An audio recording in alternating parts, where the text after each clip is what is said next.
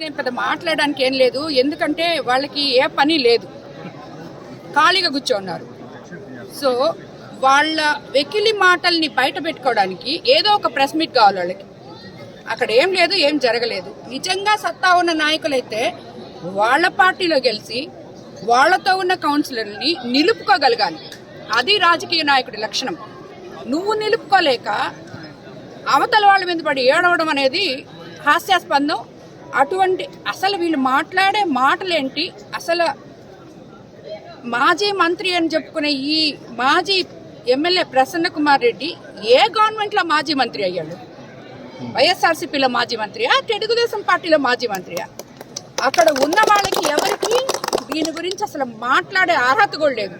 So ఏదో ఒకటి మేము ఉన్నాము, మేము ఎక్కడికి పోలేదు అని ఉనికి చాటుకోవడానికి వెకిలి వేషాలు వేస్తూ ప్రెస్ల ముందుకు వస్తున్నారు.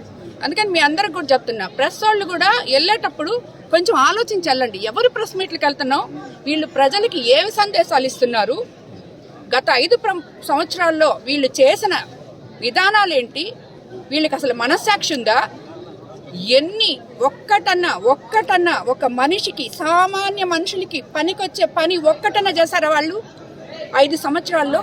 ఏ ఎమ్మెల్యేని ఎత్తుకో, ఏ ఎంపీని ఎత్తుకో, ఏ మాజీ మంత్రిని ఎత్తుకో, ఎవరినైనా కూడా వాళ్ళు ఏం చేసుకున్నారు?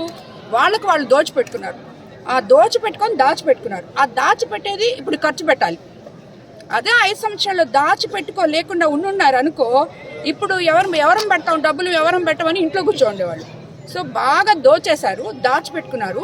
దాన్ని కొంచెం కొంచెం అప్పుడప్పుడు ప్రజల్లోకి వచ్చి రెడీ అయ్యి ప్రెస్ ముందు కూర్చొని వాళ్ళ వెకిలి నవ్వులు, వెకిలి వేషాలు వేసుకుంటా ఏదో మాట్లాడాలి కాబట్టి మాట్లాడతారు. వాళ్ళకి ఏమీ తెలియదు. అసలు వాళ్ళ గురించి మనం ఇంతసేపు మాట్లాడుకునేది వేస్ట్.